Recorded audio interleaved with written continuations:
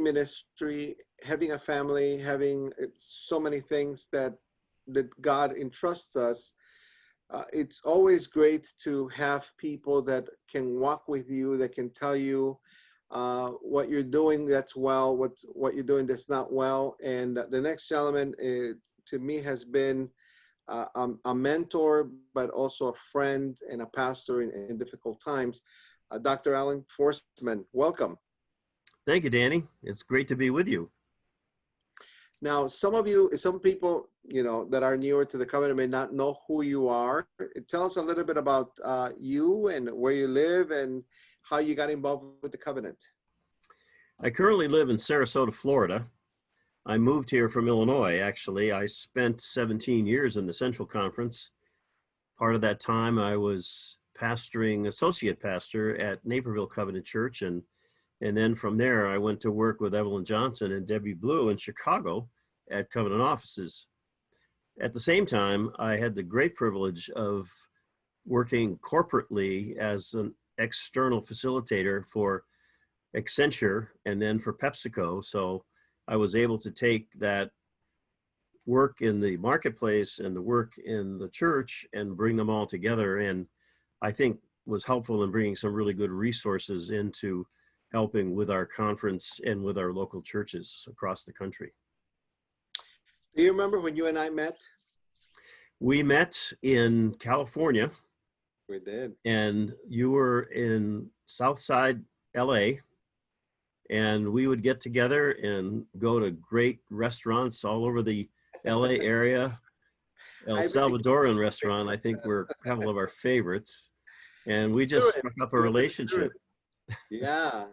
Well, food can do that for you. Yes, it's. I always say to people, eating is very biblical, and much happens around the table. That for sure.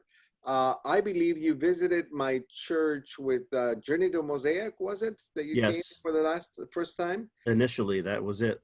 And I remember you being very kind. You loved the church, and yeah, we certainly developed a friendship.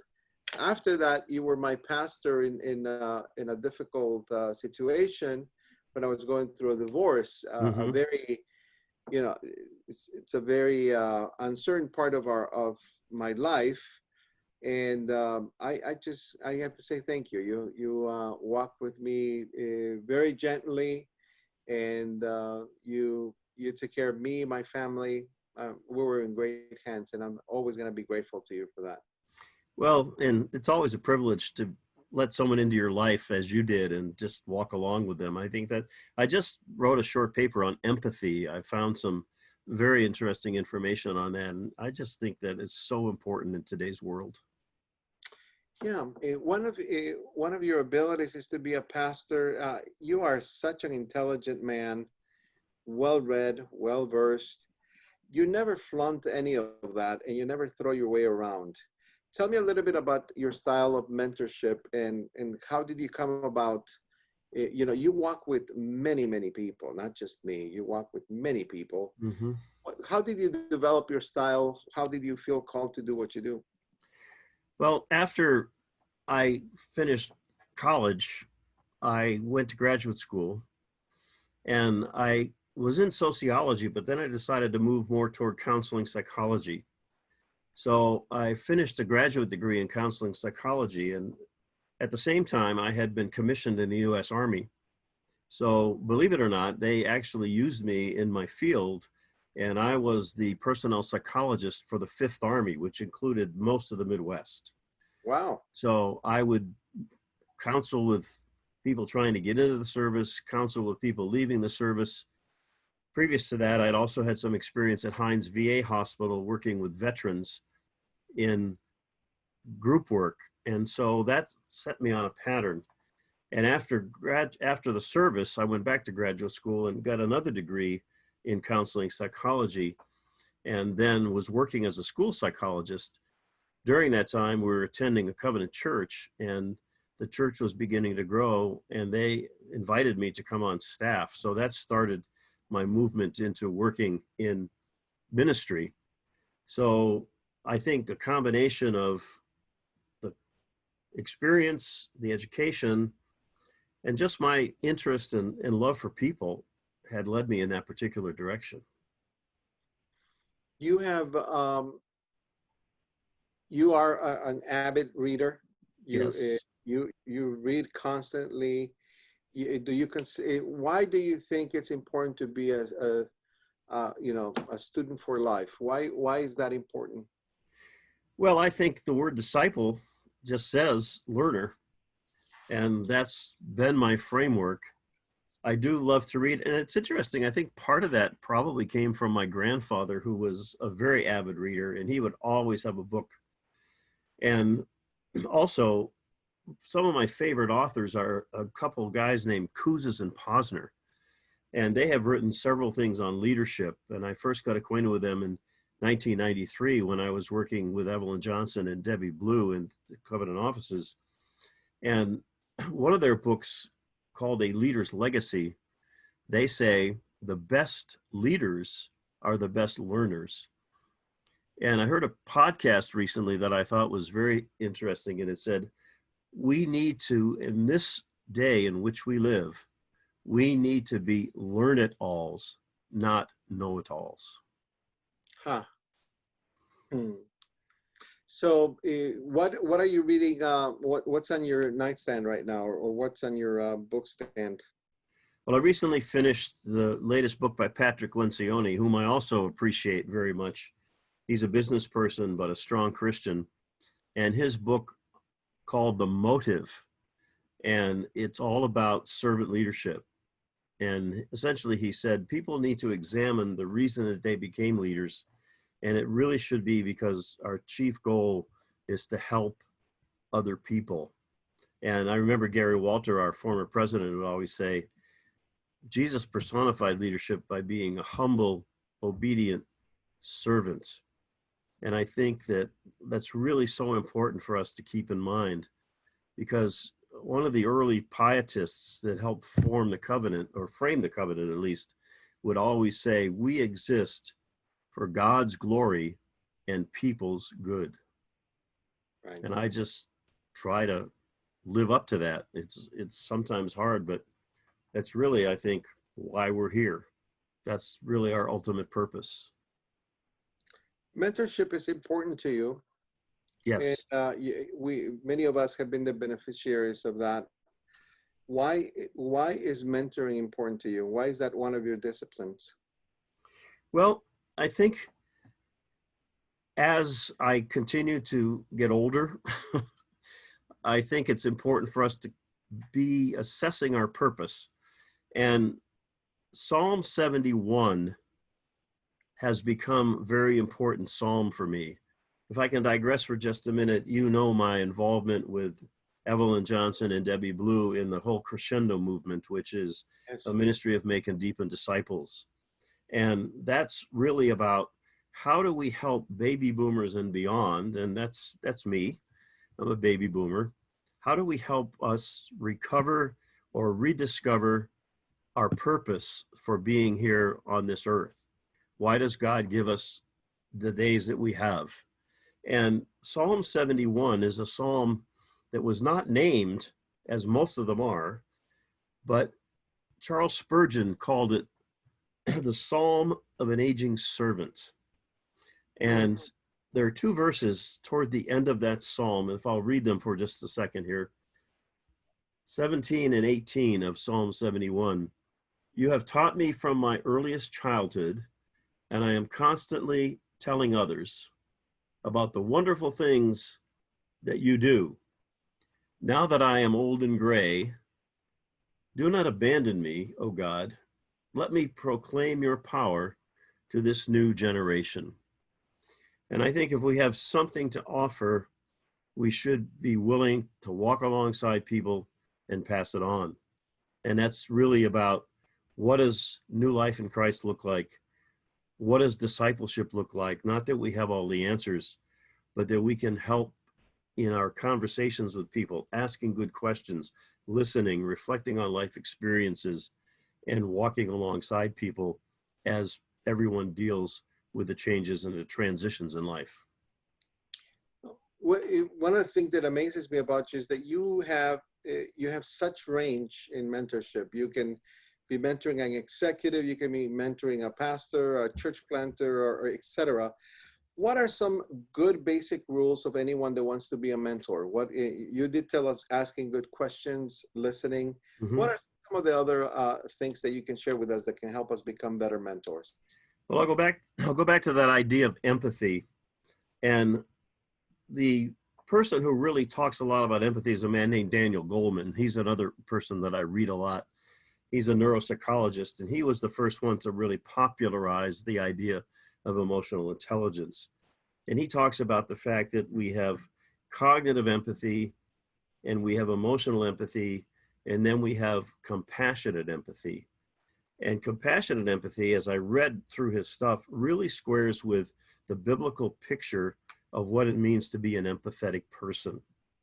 Someone who is willing, and it says in Philippians chapter 2, look not only out for your own interests, but also for the interests of others. Right. And so compassion and empathy is, yes, you know it here, and yes, you feel it, but it results in action. And that's really what we have to commit ourselves to do, is to be willing to walk with people through the transitions of life. And certainly it involves asking good questions, being a listener, getting to know people, and getting to really understand their situation. Because once we do that, then we can open up a whole new arena for not only understanding, but for helping to spread the good news of Jesus. We've had the privilege of, I've had the privilege of you being my personal mentor, but also have spent some time with my staff and also with our executive board. And they all loved you. They all really appreciated you. They appreciate you. When you, what you were giving us some, what kind of advice can you give pastors in the kind of dynamic that they need to have open with their staff in order for the church to thrive and do well? Well, I think it's very, very important to build a team. And if you're a small church and you don't have paid staff, then it's important to build a team with key lay leaders. I still think one of the most important teams is the relationship between the pastor and the church chair. And I've been in both roles. And I think that that is really critical, that they're both on the same page, that they pray together, they plan together, and that becomes a unified approach to doing ministry. And that means meeting regularly. And by the way, I think, and you know how I feel about this, planning and facilitating excellent meetings are really important. Having a purpose, having guidelines, having an agenda, having desired outcomes, and having follow-up.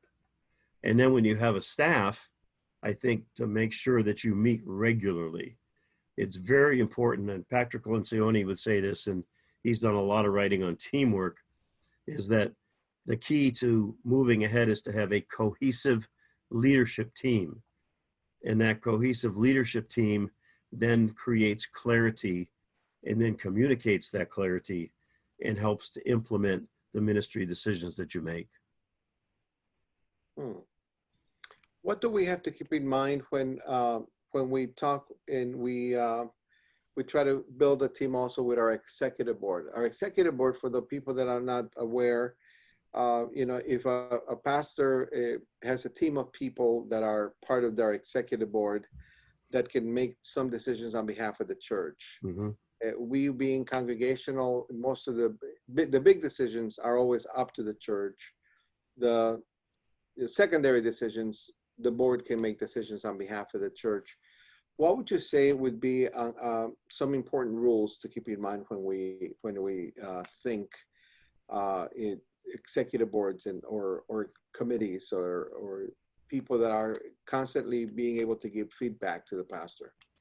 Yes, well, another person that I really had admired recently died, Max Dupree, who was a wonderful Christian business person, strong Christian, mentor to many. And he wrote a little booklet a few years ago entitled Call to Serve, a guide for nonprofit boards.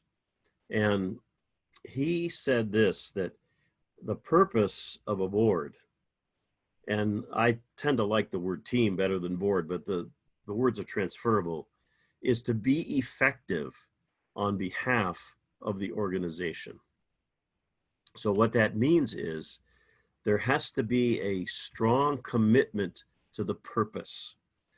And also, I read this recently, that in a Christian organization, no one has the right to have a personal agenda. We can disagree, and we should do it well, but when the decisions are made, then everybody has to speak with one voice in public and move forward in the same direction. And I think that is so important. So you're talking about situations like, for example, they had to make a decision on the carpet of the church, Yes. and when they ask a board member, hey, how did that go about? Mm-hmm. The board member saying, everybody voted for it, but I voted against it. I didn't like the color of that. You're talking against that, right? Absolutely. In fact, Patrick Lencioni, in one of his books, talks about the need to have healthy conflict as opposed to false harmony. False harmony, and this unfortunately happens so often in churches, is when people sit in a meeting and they shake their head and they say yes, and then after the meeting is over, they go out and have a parking lot conversation and say the opposite. And so I think we need to have agreements. In fact, I have been involved in the covenant over the years in congregational vitality. I think you know that. Yeah. And one of the things that we espouse in congregational vitality is the idea of a behavioral covenant, holy manners for the faith community. And one of those principles there is that we can engage in healthy conflict, we can disagree behind closed doors, but when the decision is made, that there is one voice in public. And when someone speaks out, such as you just mentioned, that just destroys trust. And one of the great issues in our society today, and unfortunately in our churches, is lack of trust. We have to go back to what the scripture says about behaving biblically. I remember changing the subject a little bit when I was invited to participate in the discernment of being the superintendent. I called you and I go, Alan, tell me why this wouldn't work. Tell me why this is not something I should do. You know me better than anybody else. Do you remember what you said to me? Yes, I said, Danny, I know that you have the ability to do that. You're talented, you're a godly person. And the one thing that I recommended was you need to find a good administrative support system. Yeah, because that's where you need help. And that makes an important point, is to know what our strengths are, to build on our strengths. In fact, the late great Peter Drucker said, maximize your strength, staff to your weaknesses. And so thankfully you found a good support person in Patty to really help keep you organized. And I think that is going to be a wonderful way for you to continue to move forward in ministry. I think that, thank you, Alan, for your kind words. I think that many people are surprised that pastors are not necessarily great administrators, or even worse, church planters. We're not known for being great administrators, but for some reason we don't find the logic in staffing for our weaknesses, right? Rather than people be like us, right? I have certainly learned that, to look at your weaknesses and say, okay, how can I compensate for this? You've also told me something else. You should build a staff that allows you to dream and do the things that you want to do while they pull you down to earth and give you some width, some bandwidth in your ministry. And I appreciated that. Obviously COVID-19 has been a very detrimental stage for our conference, as well as the covenant and the world. Obviously, this is a world pandemic. It's not just Right. the United States. Uh, tell me, you haven't lived to a pandemic before. What have you learned? What have you learned about yourself? What have you learned about people during this time of COVID? One of the things I think, and this is not sounding trite, but this is where we have to really take a look at one day at a time. You know that we've been involved before in strategic planning, and even before COVID, strategic planning had taken on a different picture. Instead of the 10-year plan or the 5-year plan, we were talking about 2 to 3 year plans. But now what I'm suggesting is that we need to look at 30-day plans with weekly checkpoints. And I think the other part of it is, and you mentioned church planters and such, entrepreneurial people need to be celebrated, but that's where we need to find the complementary skills. Because one of the things that was said by Max Dupree and also by Jim Collins is that the first task of leadership is to define reality. We have to be realistic, but at the same time, we can't stop imagining. And I think that that's really an important thing to keep in mind. What does it take to get through the day? So one of the things I'm suggesting is, and some, myself included, not a person who likes a big tight schedule, but I have to at least have some kind of a draft of a schedule so that I know that I'm making some progress. One of the things that we know about people, even if they don't realize it about themselves, is that we need to believe and we need to be able to experience the fact that we've made some progress at the end of the day. And at the end of the day, I like to do what's called a plus delta. What went well today? What do I need to do differently tomorrow to make tomorrow better? And I even incorporate that into my prayer time to say, Lord, thank you for what went well. Help me with what I need to do better tomorrow. But to just be content to say, one day at a time. I have been an inveterate traveler. And through the middle of March, I had traveled 3 times a month. Well, I was home for 86 days. And I had to totally rearrange my whole life. But I read, I prayed, I contacted people. I've been in Zoom calls. I've been doing a little bit of writing. I did have a trip in June and I did have a trip in July, which gave me a big sigh of relief. But I think as I look at people and as I read and as I converse, a key skill is agility. We have to be agile. And if we're people who are very structured, we're going to have to take a deep breath and maybe expand our boundaries just a little bit, because agility and flexibility are really required today because things are changing so quickly. For sure. What do you what's your advice for churches as far as COVID-19 is concerned? As far as opening their doors again, do you have any thoughts on any of that?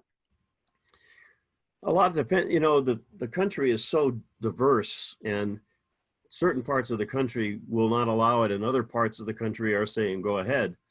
But I do think we have to be cautious. I go out and about, but I wear a mask and I social distance. And I think that churches that are starting have to think about a couple of things. And again, a lot depends upon the part of the country. Some of the churches with which I work are starting to meet outdoors.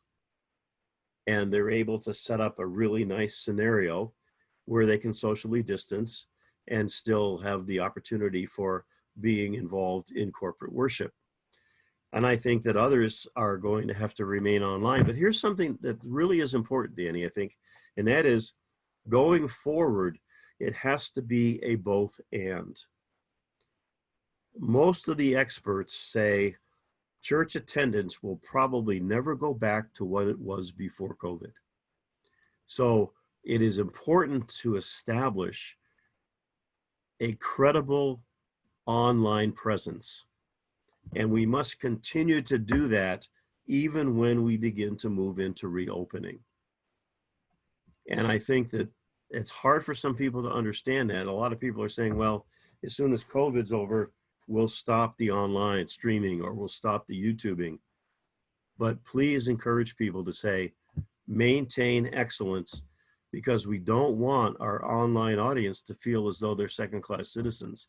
And we have to do both with excellence. I'm a fan of excellence. We pursue excellence. We'll never be perfect, but we have to do both well.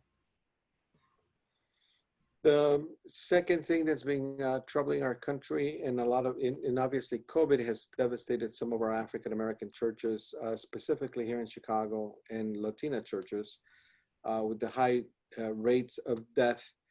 The second thing, we have had such civil unrest over racial relationships. Mm-hmm. Do you have any thoughts on that? Yeah, that really grieves me. Obviously, I'm a white male, and I understand that in some ways, a person of privilege.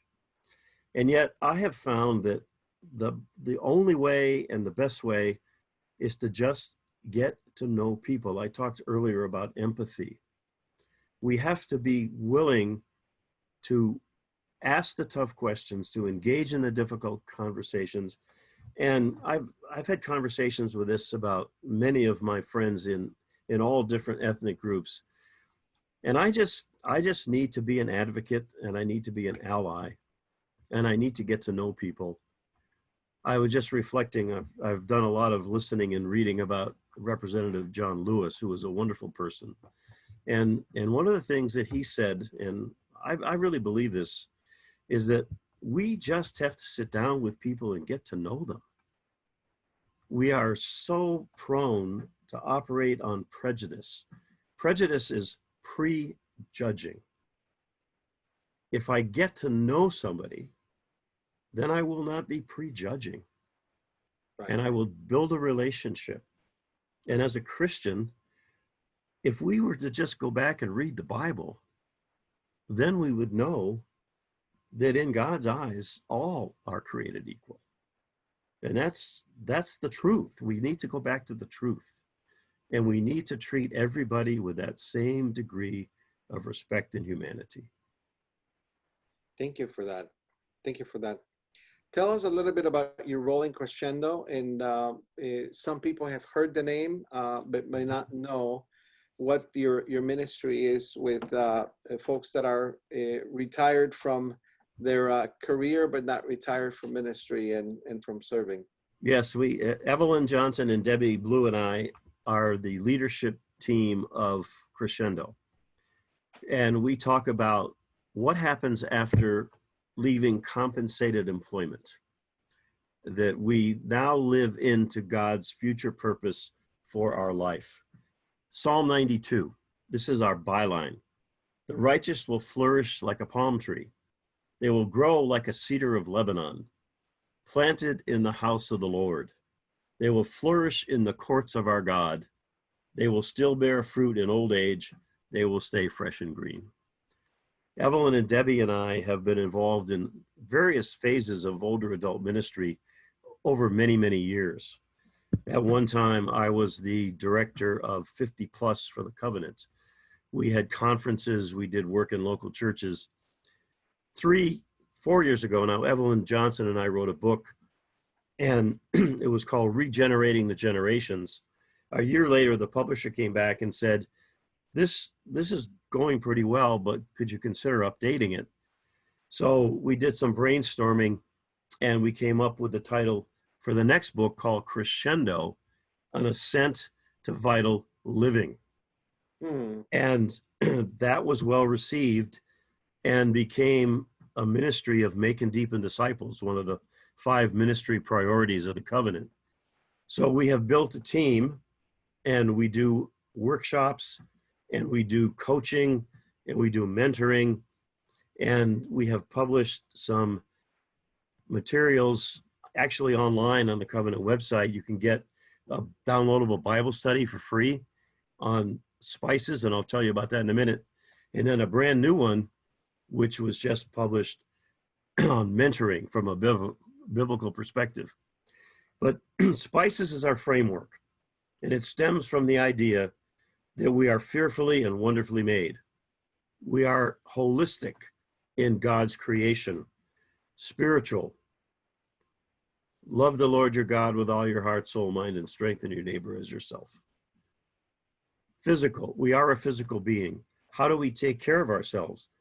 Not only the food and the diet and the exercise and the rest, but what are we doing and thinking about end of life issues and in living circumstances and financial planning? Mm. In the covenant, we have great resources in covenant trust and covenant living. Intellectual.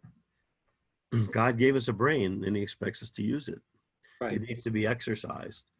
So reading and Bible studies and discussion groups, even watching Jeopardy, something like that, keep our mind alive. But one of the center points now, and this is the reason we rewrote the book, community, the big C. Community is such a biblical concept. And in today's world, we have to find ways to create community. And it's being done differently in many churches in many different ways. And one of the things that our Crescendo team is doing, and we have 24 people across North America now on our Crescendo team, a very multicultural team from all of the different conferences. And we are finding ways to come alongside local churches virtually and help them in creating Crescendo community. Community is being found as something which is just as important as a good diet and exercise. Someone has recently published a study at Harvard saying, if you don't have community, you will suffer loneliness and isolation to the degree that may be as deleterious to your physical well-being as smoking 15 cigarettes a day. Wow. God has created us to be together, and we need to find creative ways, especially now during COVID. But then also the emotional part of life. Rejoice with those who rejoice, weep with those who weep. Do good to all people, especially to the members of the household of faith. And that really gets into the whole empathy piece. And then service. We can serve in creative ways. Right. And I think that if people can think about that, go to the Covenant website, download the Spices Bible Study, and think about how can we individually and then in our churches really begin to help people live a holistic approach to life. Crescendo, an ascent to vital living. So what's really amazing to this is that even though this is for everyone, it's specially designed for seniors. Boomers and beyond. Yeah, Danny, you know this, we've talked about this. 10,000 people a day have been turning 65 since 2011 and will continue through 2029. There are more people in the United States right now over 65 than there are children 5 and younger. And in a very short years, there are going to be more people over 65 than people 18 and younger.